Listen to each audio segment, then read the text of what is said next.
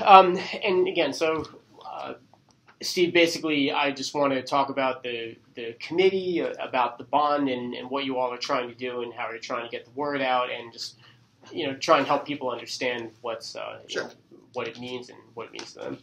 So I guess we'll just start out with, you can just both look right at me, pretend that's not even there. But if you want to just introduce yourselves, just say a little bit about how you got involved with all of this.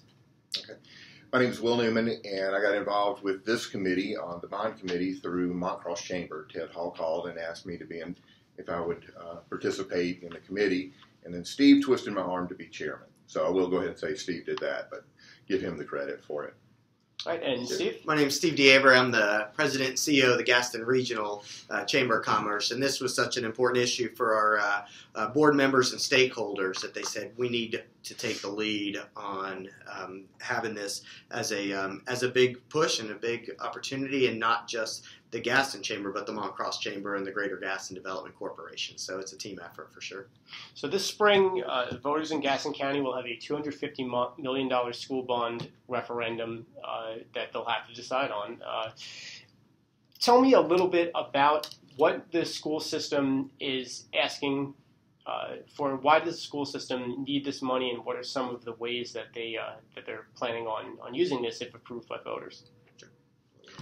Well, the school system has set out a $650 million Department of Public Instruction of needs. And so that's the top number. And there was a former committee that got and looked at the capital needs of the school system and said there's no way we can afford $650 million. And so we started paring that back. We got that back to $350 and then to $250. And so the $250 million was really the number we felt like the county could afford over the next 7 to 10 years, and that we could get some needs started. So in the presentation that the school board received at their board retreat back in January was basically to say we're going to look and still try to get 650, but it's going to be 250, then 200, and then 200. So it'll be 3 different asks as we go forward. They're laying a plan out, and that may be a 30-year plan, but looking at population increases and capacity at each of the existing schools. And every time we push it out, all of our schools are getting older. And so we need to, we're looking at the age of the facility and the number of kids in each school. Tell me how that $250 million breaks out. Well, there's 3 distinct categories, one for new construction, one for additions based on capacity and population trends, and then the third one is a little hard to explain, but it's $115 million that's going to be a percentage of that total $650 million need will go to each municipality. So every municipality, or township rather, every township will receive money based on the priorities of what's in the $650 million request.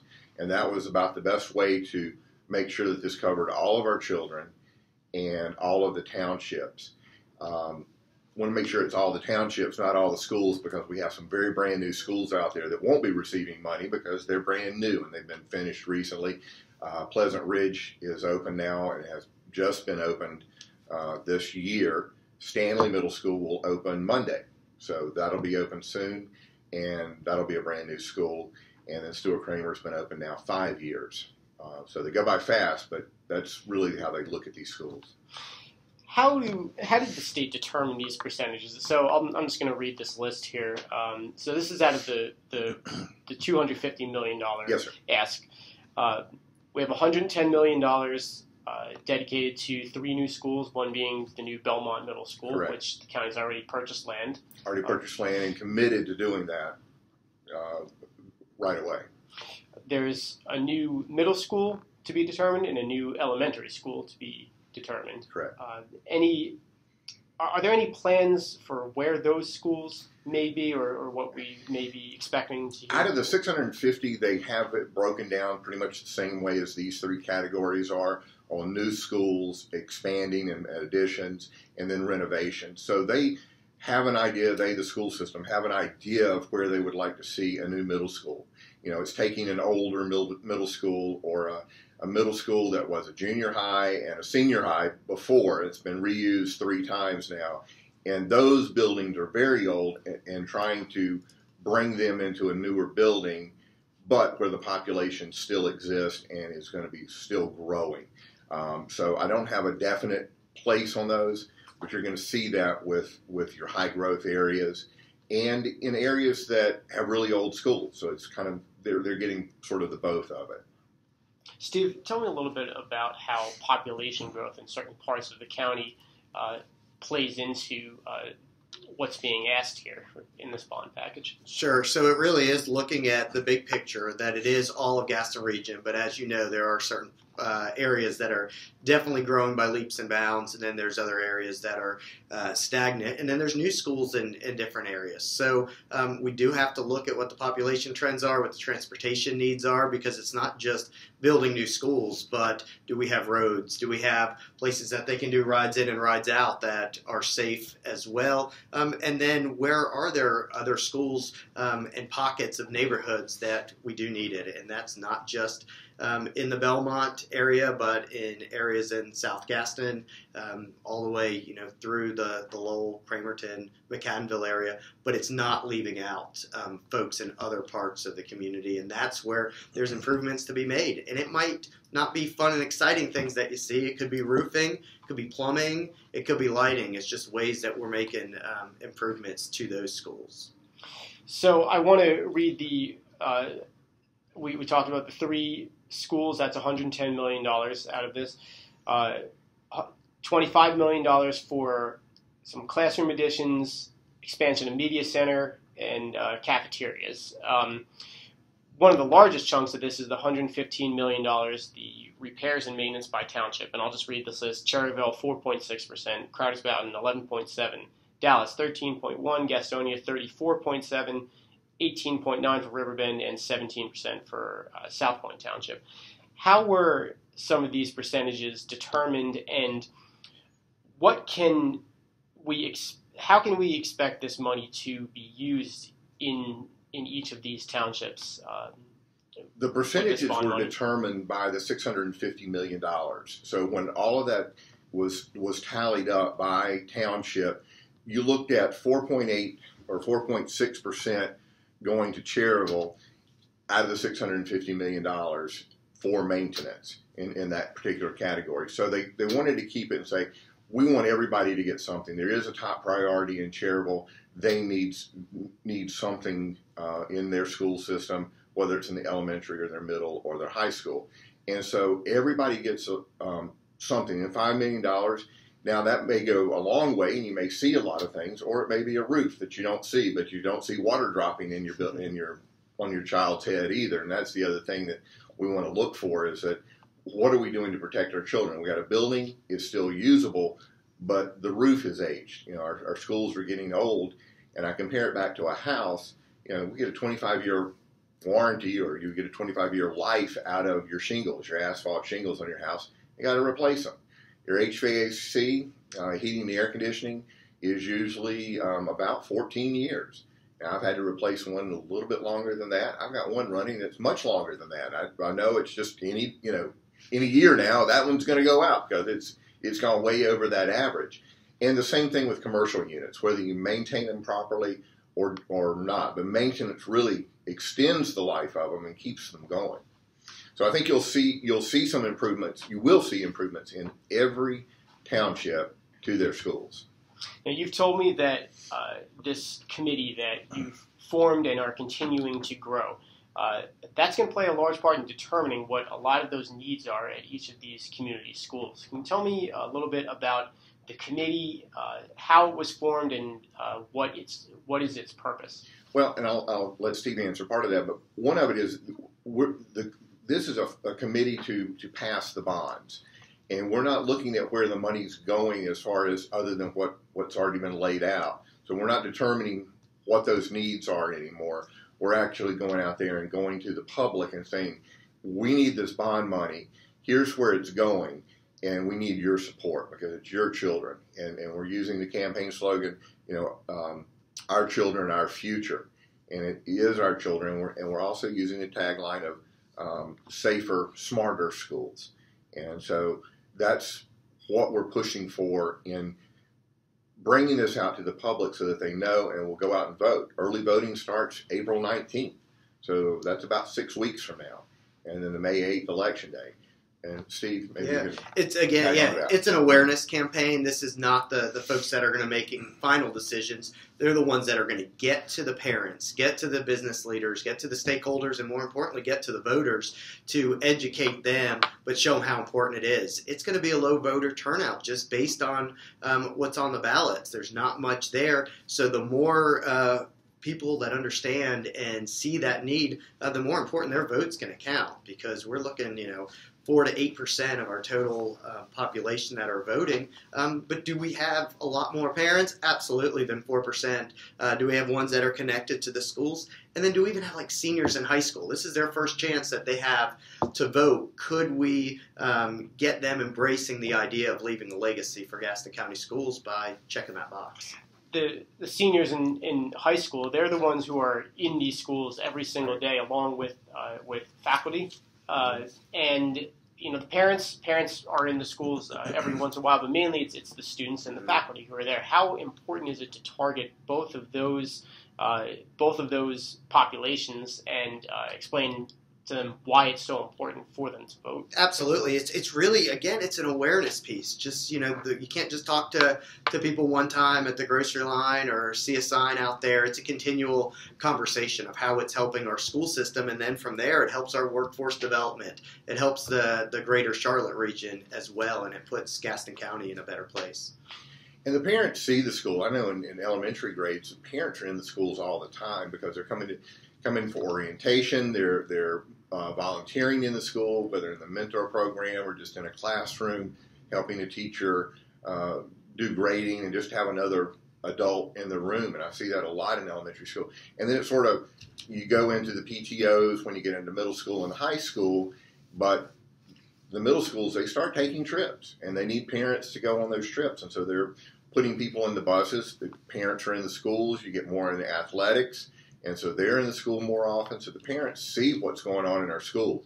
You go to the gym more often to see a basketball game or a volleyball game or a wrestling match.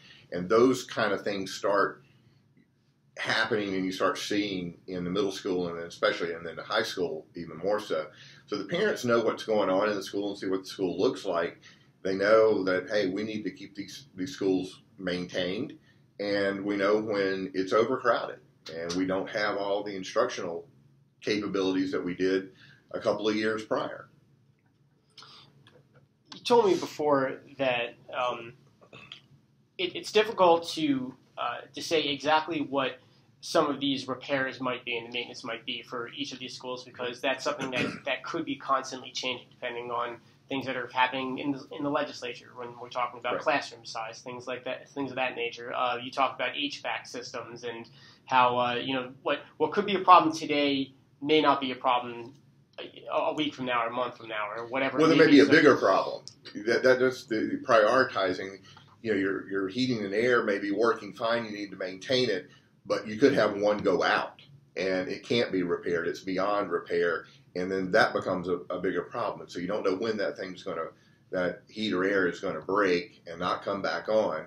And we've seen that this year just with these really, really cold days of how do we warm up these schools after we've had a long Christmas and holiday break, and we had those bitter, bitter cold weeks when we were down in the low teens and 11 and 8 degrees. So it's not only that they have a hard time warming it up. It's hard to warm anything up. I mean, most businesses, our business had a hard time getting our building to warm back up, and we were in it all the weeks before. The units just, they're based on a milder temperature, and it's really hard to hit those really cold lows and really hot highs. I use an example of just my own household. We need it. We need a new door. We need a new mailbox. We want some blinds. So we got the blinds. Everything's good. We're set up, and then a pipe burst. Right now, we're not getting a new door and a new mailbox as much as we want it because they're still being used, but the pipe burst, and that's what we got to go to next. And that's where the bond package is formulated and explained so that there's not promises that may or may not be able to be made right away and as fast as folks want it. Is that one of the important messages that you want to focus on when you tell people about this bond package? Because people are probably going to ask, how exactly is this going to affect me? Where is my tax money going? Is it going to this roofing project? Is it going to that HVAC system? How do you explain what you just told me to them? What's your plan on being able to facilitate that? I think the idea is you under-promise, over-deliver, so that we're here to help. We want to do more, but we don't know what the county commission might look like in 2 years, or the school board, or any of those folks, and especially us who are not public officials and the ones that are signing the check. So I'd want to under-promise and say we're making safer, smarter schools, but that delivery needs to happen. Well, and I think these three distinct categories, and the largest amount of money, the $115 million, is the largest of the three categories going into maintenance and repairs and being applied by township. So those dollars will flow to those townships if the bond passes, and those things will go into what is the priority, whether it's your door or your mailbox. But if a pipe busts, you got to go do that right away. And I also look at when a couple of years back during the summers they were having to do sewer lines, and that was the top priority because they were, had limped through a year and said, we've got to do this sewer line. It ruptured, or it was in desperate need of repair, and digging new wells up at Tryon Elementary. They had to have more water. So those are things you look at that sometimes you can plan for. Sometimes when a pipe busts, you didn't know when that pipe was going to bust, or it was that bad. Are there other ways that you both feel the school system might be able to address some of these issues without going to the taxpayers for bond money? That's the way. Yeah, this is just the way that North Carolina and Gaston County have tackled these issues. So it's bond. They get about $1.2 million from the commissioners each year for maintenance and repairs, and that's just not near enough to do. If you look at the $115 million, it's nowhere they can get that kind of money a year. The commission is also giving the school system a lot of money for teacher supplements and more on the operating side that the state should be doing. But those formulas are set, and the state controls their budget, and so there's only so much money that they apply to it. Teaching assistants, a lot of times some of them are state employees. Sometimes the local counties hire them because they need more people in the school system, so that has to be paid for. And it all depends on your classroom size and then the mix of the students that are in there. You get 20 kids in a room, and I remember going back in first and second grade with my children and just looking at the teacher's book and saying, here on reading, they're all over the board on their levels of reading, and she's got to get them, in the second grade, then making those quarterly leaps to where by the end of the year they're reading at the end of where they should be for second grade level and ready for the third grade. And it's all a matter of the product that you're given, and they need resources to do that. To go back to the new construction, you were telling me before that with the new Belmont Middle School, for example, there's a lot more that goes into it besides just the school. You need the infrastructure, and you need to address some of the population concerns. There's more developments going in certain areas of the county, particularly in Belmont for this particular school. How does all that play into a decision on where the school system could build? Well, you have to take a lot of data because it can take you 4 years to build a school, and we've seen in other counties, Mecklenburg, for example, or even up in the Wake and the Durham area, where they've built a school, and by the time it opens, they're putting trailers out there because the population increased faster than the school could be built. So we don't want to see that happen, but you want to look at how are we trending? If we've got a lot of single-family home permits being issued in a certain area, we know those are going to be bringing kids in. And then we look at the neighborhoods. Are those neighborhoods, how big are they? How many homes will they have? And if, because it's going to take them 5 years, 10 years to build out. And then we look at big pieces of land. The peninsula in Belmont, in the South Point Township, it's real restricted. I mean, it's just once they build on it, that's going to be it. But when they build, it's going to be big. And we're going to have a lot of homes coming in. And then that growth is going to continue to move west. It's going to move into South Gastonia, going to continue west all the way to Kings Mountain. if people want to get involved in the committee, how can they go about this, and what are some of the important dates that people should know? Sure, we've got a couple important dates that are happening in terms of the committee. We're trying to meet every Tuesday starting March the 20th. And we're getting representation from every school. That's our main goal, is do we at least have an influencer, a key parent, a key person that will go and be boots on the ground, making sure parents and family members are aware of that. We need folks that are going to help out with yard signs. We're going to need some folks that can do a little bit of fundraising for us so that we can get this materials out there as well. We need people to help with our messaging, to go to civic clubs, to go to organizations, to talk more and more. So we'll be meeting at the Chamber every Tuesday on the 20th. There's also 3 events that are coming up, and I want to make sure that I have the correct dates. I don't know if you've got them there, so I can get that information here. So there's on the 19th is the next school board meeting that is a full presentation on the bonds. On the 20th is a principal meeting, so that they're informing, and this is the school system still that is informing and giving all the facts to the school principals.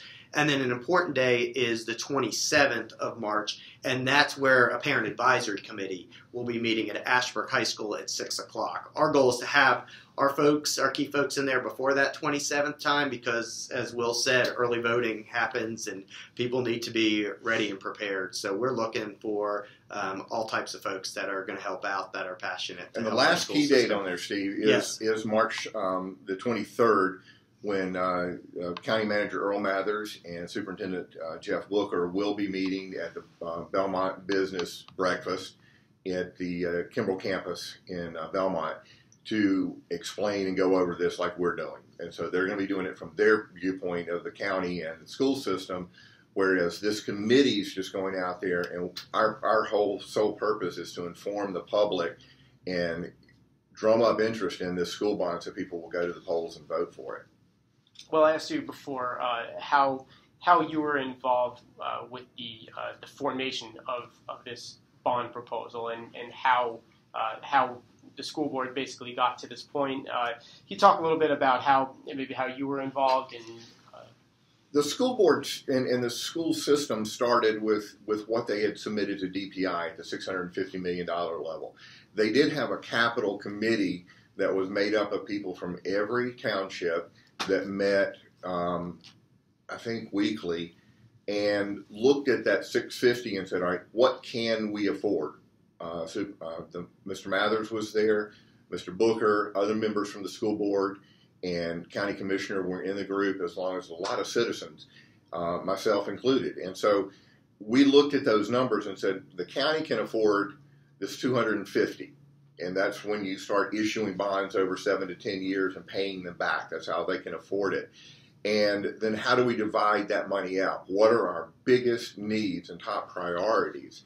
And so it came out of a citizens group with the assistance of the county manager and the superintendent of the school system to come up with this $250 million. Trying to get it at 200, but it really ended up being and needing to be at 250. $650 million is a huge number for capital improvements. It just sounds like a very large number. This is the largest school bond referendum in county history. How did we get to this point to where we need so much money at one time? I think over time, the county can only afford so much that they can put into the schools each year on maintenance of the building. The way the system was set up with the state is that the counties would manage the brick and the mortar and the state would manage the personnel. And over time, the wealthier counties, Mecklenburg being one, which is right next door, pays their teachers supplements, and they give them, additional money to come to work for Mecklenburg County because they are a wealthy county. They've got a lot of money and they can afford it. We're right next door, so we've got to be able to entice teachers to come to work for us. And so the county ends up putting in a lot of money. I think it was $42 million last year that the county put in for operational expenses, not bricks and mortar. And if they were able to use that kind of money on bricks and mortar, we would be in good shape if the state were paying more for the teachers. But there's such a disparity across the state from Murphy to Manteo And then there's the Leandro case where some poor counties have sued, and that's been Judge Manning's made a career out of supervising those poor counties and making sure they get the money from the state, because their counties didn't have the money to put extra money into the kitty for their teachers. There's, of course, the possibility that this bond package could fail. I hope not. How are you prepared to? I understand that the committee wants to get their message out to ask voters for their opinion on this and to go and vote. But how are you preparing, and what would need to happen if this package does fail? Well, the commissioners have already guaranteed that they're going to build a new school in Belmont, a new middle school. That they have committed to last year, and they're on record for saying that. So that's one thing that they're going to do. Our push is not to look at what we do if it fails. Our goal is over the next 80 days is to really push hard, because these are our children. You've got parents, grandparents, you've got employees. You've got about 100,000 people that are directly involved with schools, to a touch with a family member. And, I've got 2 children in school. It's important for me to have my children going to schools that are safe, that are smart, because they're preparing them with their smart boards and their other technologies that are preparing them for the world today, not what I came out of in 1980 and how the world looked then, but what it's going to look like, in 18 years. When they get to 18 and they graduate from high school, it looks a lot different. The world's moving extremely fast and rapidly. So I'm hoping that the citizens of Gastonia or Gaston County look at this and say, this is for all of us. We're all getting something out of it. We're taking care of our children. Steve, did you want to add anything to that? Yeah, I think we're just pushing forth and making sure that we're as strong as supporters there for the school system, and that we're only looking forward and focused on it passing. Is there anything else that either of you would like to add as we go forward here and get prepare for these next round of meetings and for the discussions later this month?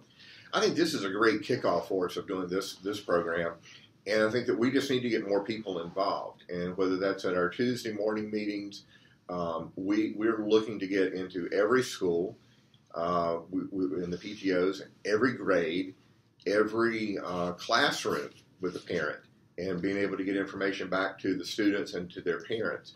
We're also looking to go out to every Rotary meeting, every civic club, anybody that's out there going to spring festivals and handing out cards to let people know and answer questions like we're doing here today, to let people know this is important and get people ready for the vote, which I think I looked at the calendar today. It's like 6 weeks away when you look at the 19th of April. So it's a short period of time, but we'll have a lot of work in there. We'll have a lot of spring festivals in Cherville, Stanley, Mount Holly, Belmont, Gastonia. Wherever there's a festival, we're looking to go to it and attend and have a booth set up and hand out information, whether it's this more concisely or just a card that says, remember the date for May 8th. All right.